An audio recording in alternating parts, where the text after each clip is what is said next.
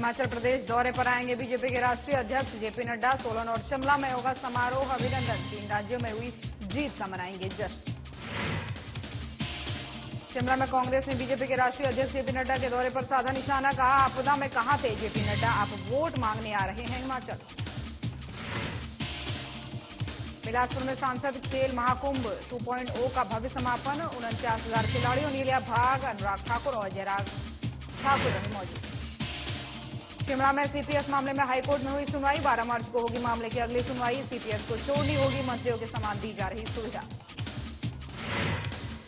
शिमला में मंत्रियों की तरह काम नहीं करेंगे सीपीएस। हाईकोर्ट ने दिए निर्देश, मंत्रियों की तरह सुविधाओं पर लगाई रोक।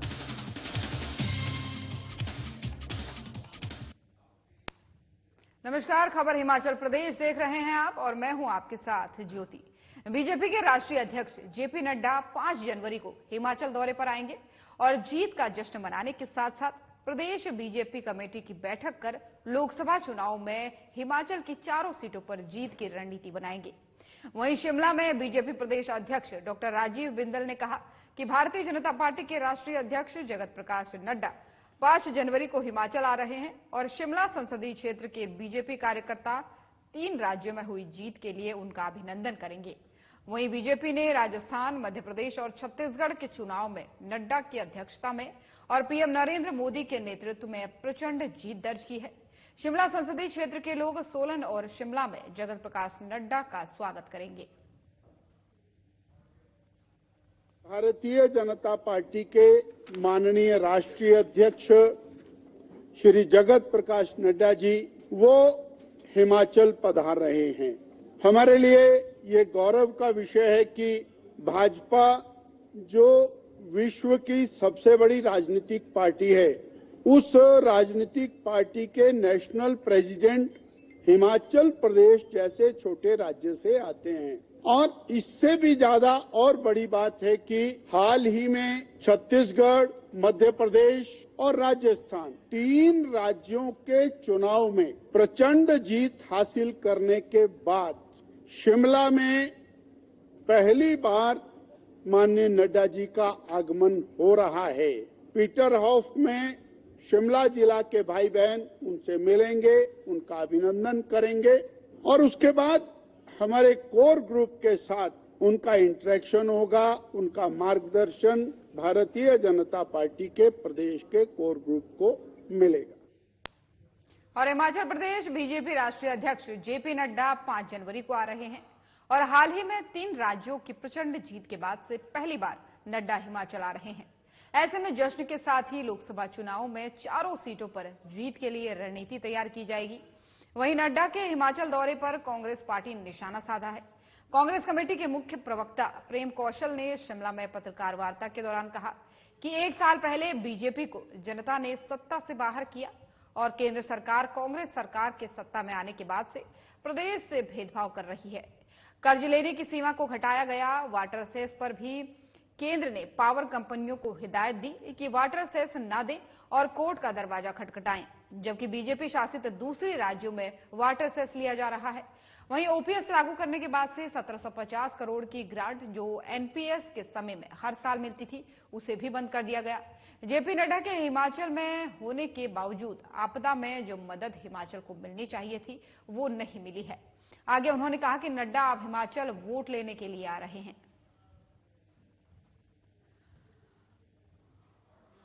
अग्निवीर के नाम 5 तारीख से भारतीय जनता पार्टी के राष्ट्रीय अध्यक्ष आदरणीय जगत प्रकाश नड्डा जी का हिमाचल का दौरा है और हिमाचल के कुछ हिस्सों में रोड शो करने जा रहे हैं।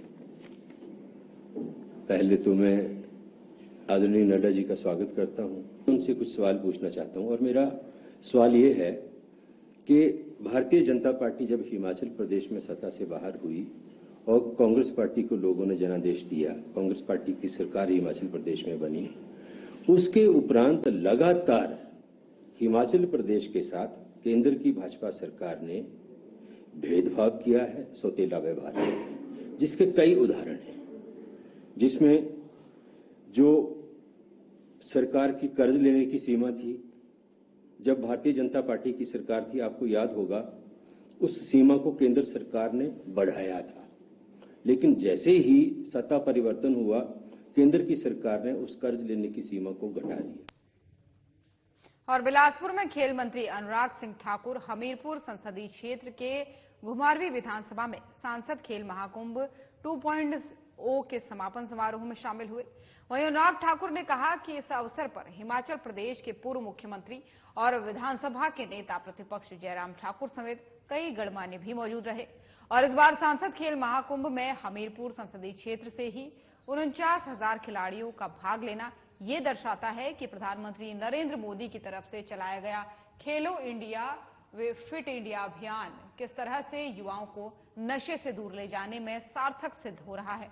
वहीं इस मौके पर सभा को संबोधित करते हुए पूर्व मुख्यमंत्री नेता प्रतिपक्ष जयराम ठाकुर ने कहा कि मुझे सांसद खेल महाकुंभ के समापन समारोह में सम्मिलित होने का अवसर मिला। अनुराग ठाकुर का खिलाड़ियों को अवसर और मंच प्रदान करने का ये कार्यक्रम बहुत ही सराहनीय है।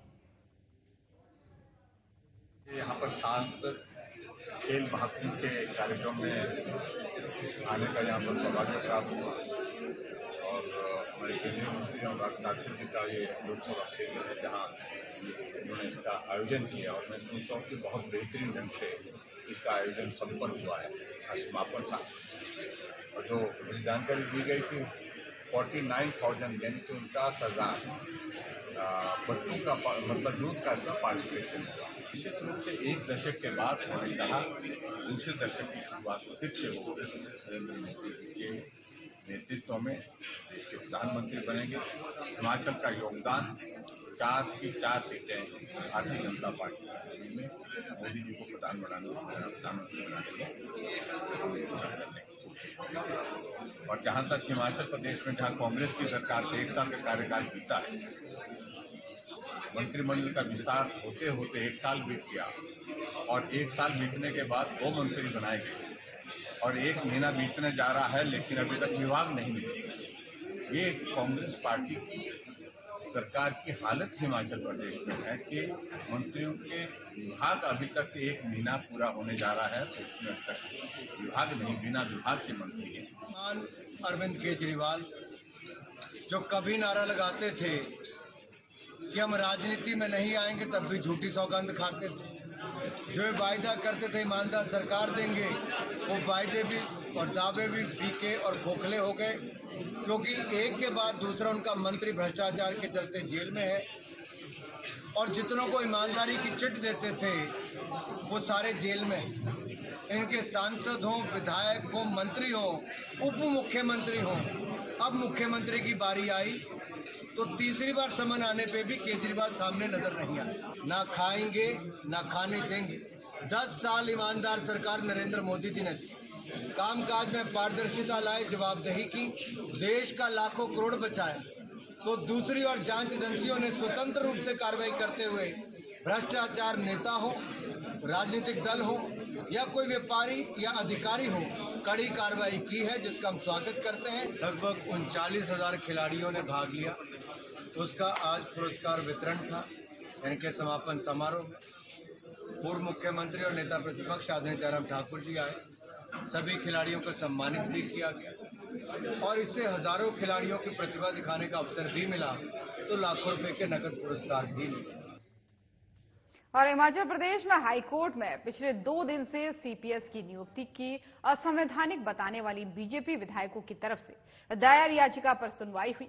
वहीं बीजेपी विधायकों की ओर से हाईकोर्ट में केस की पैरवी कर रहे एडवोकेट सत्यपाल जैन ने कहा कि अब कोई भी सीपीएस मंत्रियों के समान काम नहीं कर पाएंगे। कोर्ट में इस पर रोक लगा दी गई है और मामले में अगली सुनवाई 12 मार्च को होगी। भारतीय संविधान के अनुच्छेद 164 में किए गए संशोधन के मुताबिक किसी भी प्रदेश में मंत्रियों की संख्या विधायकों की कुल संख्या का 15% से अधिक नहीं हो सकती। यानी प्रदेश में अधिकतम 12 मंत्री लगाए जा सकते हैं और याचिकाकर्ताओं के अनुसार प्रदेश में मंत्री और सीपीएस की संख्या में 15% से ज्यादा हो गई है। इसलिए सीपीएस की नियुक्तियों को बीजेपी विधायकों ने हाईकोर्ट में चुनौती दी है।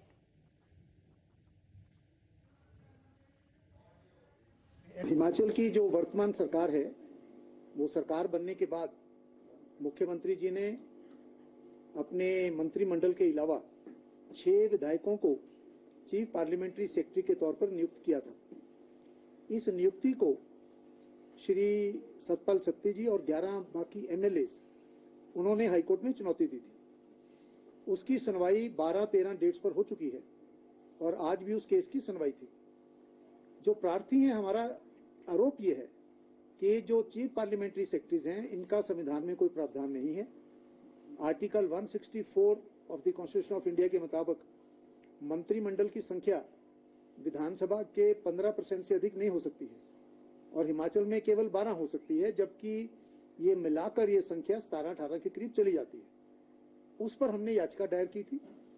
अलग अलग तिथियों पर इसकी सुनवाई होती रही।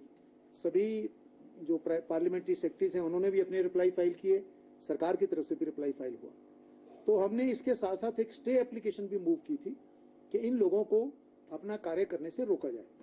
तो सारी बहस होने के बाद, मेरी बहस पिछली बार हो गई थी पूरी, आज पार्लियामेंट्री सेक्रेटरीज की तरफ से कल और आज भी आर्गुमेंट्स हुई हैं। तो आज हाई कोर्ट ने जो हमारी स्टे एप्लीकेशन थी उस पर निर्णय दिया है।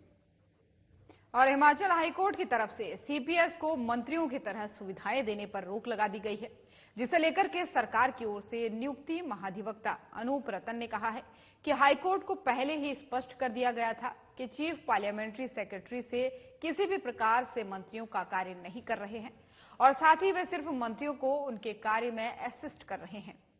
इसी के साथ ही प्रदेश उच्च न्यायालय को स्पष्ट किया गया था कि Himachal Pradesh parliamentary secretary appointment और salary allowance privilege amendment act 2006 के एक्ट 4 में स्पष्ट रूप से लिखा गया है कि सरकार के किसी भी एक्शन को अप्रूव नहीं कर सकते। देखिए, सीपीएस मामले में आज सुनवाई का एक पक्ष पूरा हुआ है। अब अगले पक्ष में जहां सीपीएस के अन्य अधिवक्तागण हैं वो बात करेंगे और उसके पश्चात प्रदेश सरकार की तरफ से उसमें आर्ग्यूमेंट्स एडवांस किए जाएंगे। परंतु आज एक जो नया मामले में हुआ है स्थगन से। खबर हिमाचल प्रदेश देख रहे थे आप। हिमाचल की खबरों में फिलहाल इतना ही। नमस्कार।